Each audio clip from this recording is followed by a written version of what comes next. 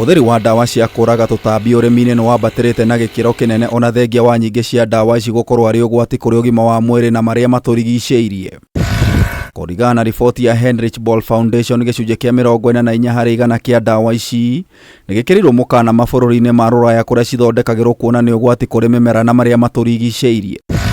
Ndawa ici nĩ hamwe na glyphosate, malathion, acephate gatagatĩ ka ndawa ingĩ cihũthĩkaga kũraga ria, na kũringana na rũhonge rwa kĩmabũrũri rwa ũgima wa mwĩrĩ wa mũingĩ WHO, ndawa ici cirĩ na ũhoti wa gũcũngĩrĩria mũrimũ wa cancer. If Kenya doesn't sign up to a certain convention banning transboundary maybe transportation of chemicals, it means anybody can just bring it. There is no law that will prevent you from bringing it. No ona thengia wa rĩtana rĩa kũrũgamia thũgũrĩ ya ndawa ici gũkũ bũrũri-inĩ gatagatĩ ka ndawa ingĩ, thirikari ugĩte wagi wa mawatho marũmu nĩ kĩmwe gĩa itũmi iria citũmĩte thũgũrĩ ĩno ĩthiĩ na mbere na gũtherema. Even in chemicals, even in waste, you find people sweeping their waste from their compound, but they throw it to a neighbor's doorstep.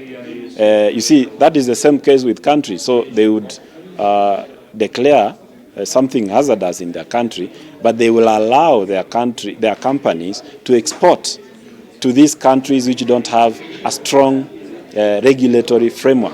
Rodney Omari, afithaa kuma ministry ya mĩtitũ na marĩa matũrigicĩirie, ahithũrĩtie bũrũri wa Kenya no ũthiĩte na mbere na gwĩkĩranĩra ngirimiti na mabũrũri na ikundi cia kĩmabũrũri kũhukia thĩna ũyũ. Bamako Convention, about the Kigali Convention, about the Minamata Convention and such like. Why we have these conventions as a country is to make sure that we maintain the same standards that are in Europe, that are in America, that are in Asia, that are in the rest of Africa, making sure that we do not find a chemical which is banned somewhere in this world, finding its way in the country. 3, 2, 1. Na arĩ njĩra ya kũhũrana na ũgwati wa ndawa ici, gĩkundi kĩa ene iganda na athondeki a indo citiganĩte KMA nĩ marugũrĩtie mũbango wa kũramata sector ĩno. We need to ensure that our manufacturers, our traders, our producers, of course, meet with the standards that are set in the world. So if it is a petrol station, how do they take care of the waste petrol or the waste oil when the car has undergone service? Mũbango ũyũ ũkũrongoreria gũthomithia ene iganda na mũingĩ bata wa gwĩthema na njĩra ya gũte ndawa icio gwati, gũkũ thirikari ĩkĩranĩra mawatho ma gũciramata. If you go to a garage, mending vehicles here and there, how they take care of even the waste oil.